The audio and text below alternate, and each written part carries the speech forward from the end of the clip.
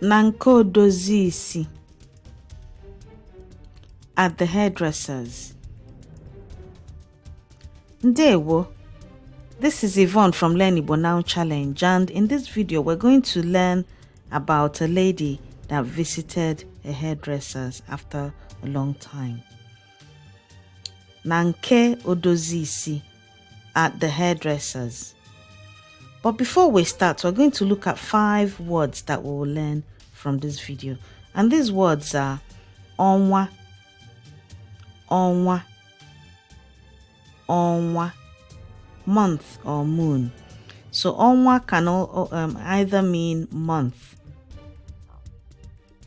or moon, depending on the context used.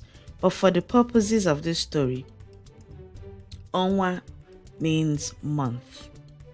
Onwa, onwa, month. Ihere, ihere, shame. Ihere, shame. Isi or ntutu. Isi or ntutu, hair. Isi typically means head, and ntutu is specifically hair.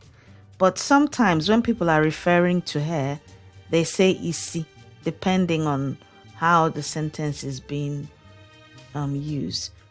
For example, sometimes you can hear kanke isi, and they mean hair. Let me plait your hair. So isi or ntutu. Isi or ntutu means hair. Aku, aku, aku. Nest. Aku, aku, nest.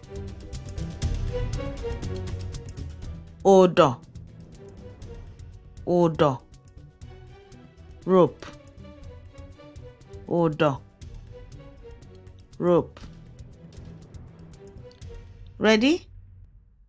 Let's begin. Ka anyị bido.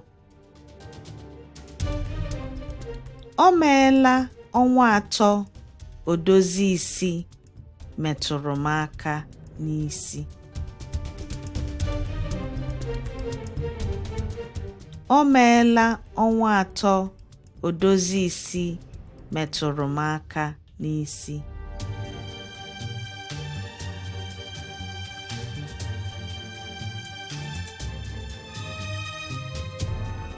Abatara m n'ụlọ ndozi isi.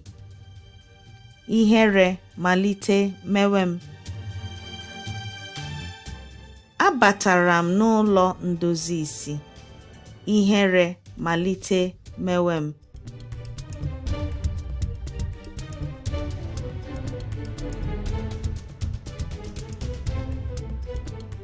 Ntutu m ghasara aghasa ruo unyi dịka akwụ nnụnụ. Ntutu m ghasara aghasa ruo unyi dịka akwụ nnụnụ.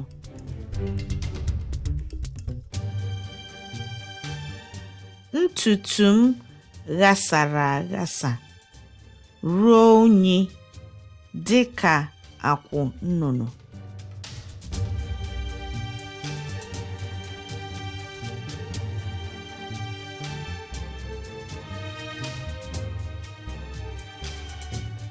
Nnọọ, o teela kemgbe anyị hụrụ gị.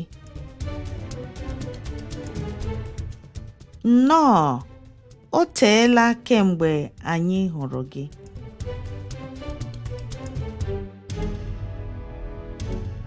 Daalụ nwanne m nwanyị, o tekwala. Daalụ nwanne m nwanyị, o tekwala.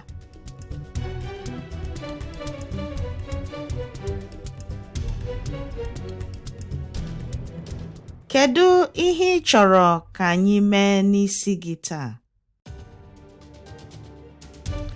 Kedu ihe ị chọrọ ka anyị mee n'isi gị taa?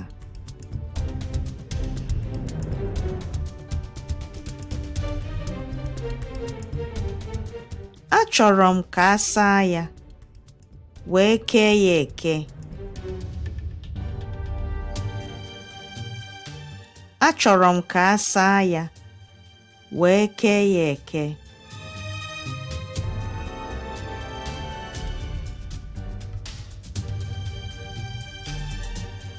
Kedu etu I si chọọ ka e kee ya? Kedu etu I si chọọ ka e kee ya?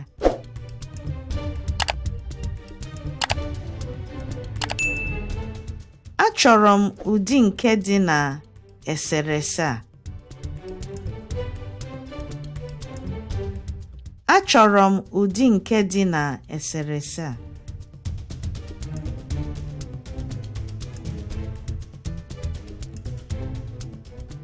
Ọ nke dị ka ụdọ?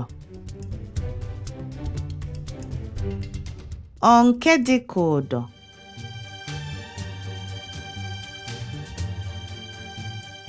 Ee, achọrọ m nke a ga-ekechanwu ọsịsọ. Ee, achọrọ m nke ga-ekechanwu ọsịsọ. Ee, achọrọ m nke a ga-ekechanwu ọsịsọ.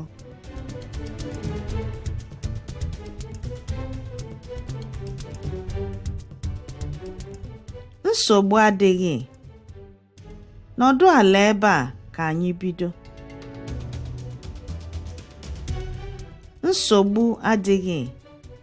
Nọdụ ala ebe a ka anyị bido.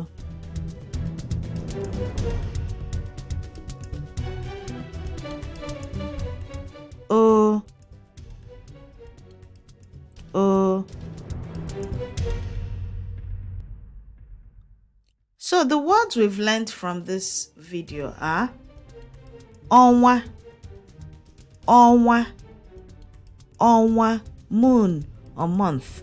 But in this video it means month. Ihere, ihere, ihere, shame.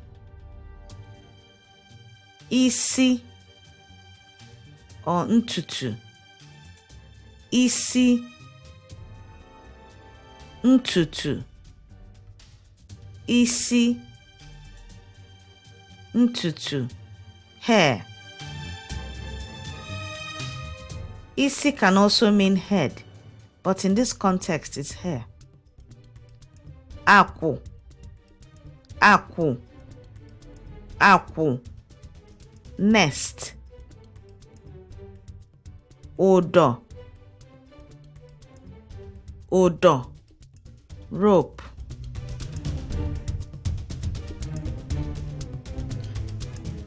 That's it for now. Ka o mesịa. See you soon.